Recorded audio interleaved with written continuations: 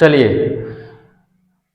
ये क्वेश्चंस प्रश्नावली 5.2 का क्वेश्चंस नंबर 8 है। मैं इसको बनाने जा रहा हूं। अगर ये वीडियो पसंद आता है तो प्लीज़ लाइक, शेयर और कमेंट कर दीजिएगा और चैनल को सब्सक्राइब कर बेल आइकन को जरूर प्रेस कर दीजिएगा ताकि फिर अगला क्वेश्चंस आप लोग को आसानी से मिलता रहेगा। चलिए, यहाँ ध्यान दीजिए, पहले क्वेश्चंस कहा क्या है, पहले क्वेश्चंस को देखा जाए।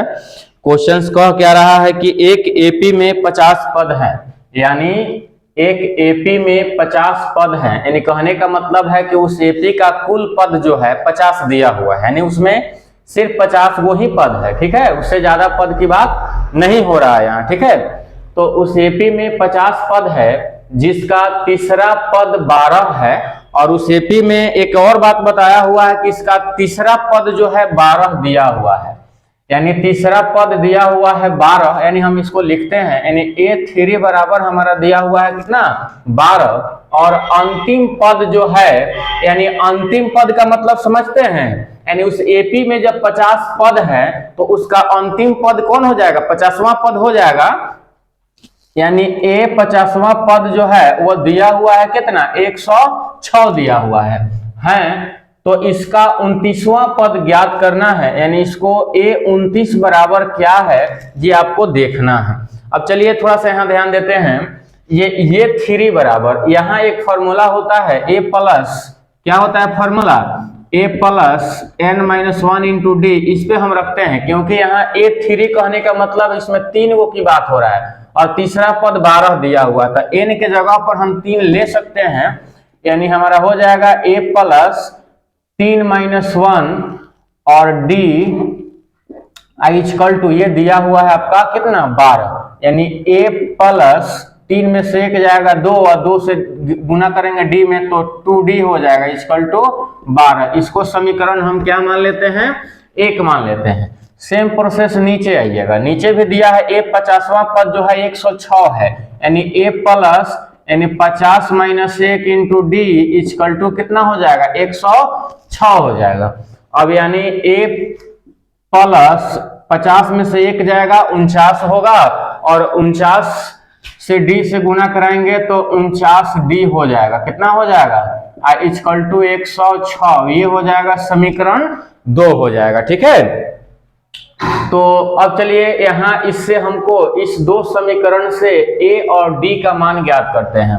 तो यहाँ लिखिए समीकरण 1 माइनस समीकरण 2, इसलिए कि सभी जो भी ए भी प्लस में है, ए भी प्लस में, ए भी प्लस में है, ए भी प्लस में है, टोटल जो है प्लस में दिया हुआ है, तो माइनस करेंगे तो सिंबल बदलेगा और एक पद कट जाएगा आपका, यानी A plus 2D equal to 12, A plus 49D equal to आपका हो जाएगा 106। चलिए यहाँ देखते हैं।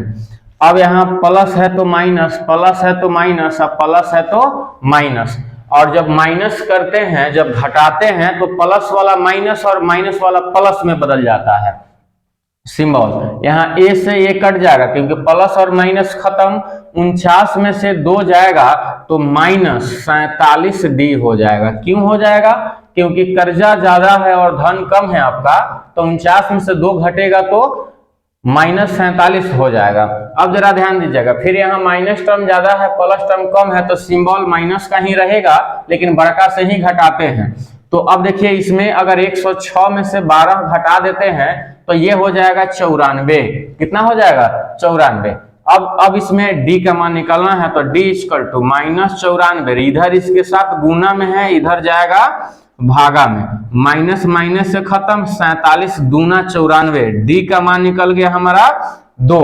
अगर हम d का मान समीकरण 1 या 2 किसी में रखते हैं तो a का मान निकल जाता है, तो लिखेंगे d का मान समीकरण 1 में रखने पर, अब समीकरण 1 क्या है उसे देखिए, यानी 1 है A plus 2D equal to 12 है, तो A प्लस 2 गुने D का मान है 2, D का मान क्या दिया हुआ है 2 दिया हुआ है, इक्वल टू है 12, यानी A प्लस 2 दूनी 4 इक्वल टू 12, प्लस में है इधर माइनस में जाएगा, 12 माइनस 4 a इक्वल टू हो जाएगा 8। अब चलिए यहाँ a का मान भी दिया हुआ है और यहाँ d का मान भी दिया हुआ है।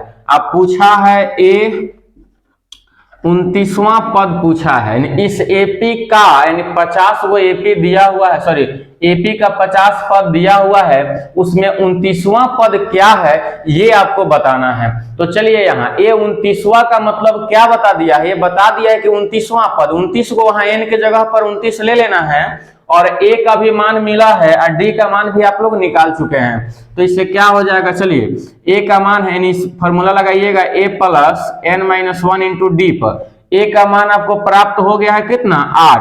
अब प्लस एन का मान 29 ले लेना है, इसलिए कि 29वां पद ज्ञात करना है और डी का मान दिया हुआ है आपका 2। अब 8 प्लस यहाँ देखिए 29 में से 1 जाएगा तो हो जाएगा 28 गुना 2, पहले गुना की क्रिया होता है। 8 प्लस 28 गुना हो जाएगा 56। अब 56 में हम 8 जोड़ते हैं तो कितना हो जाएगा 64, यानी ए 29वां पद हमारा क्या निकल गया 64 हो जाएगा हमारा आंसर। अगर समझ में आ रहा है, आप लोग को समझ में आ रहा है तो कमेंट करते रहिएगा और लाइक करते रहिएगा।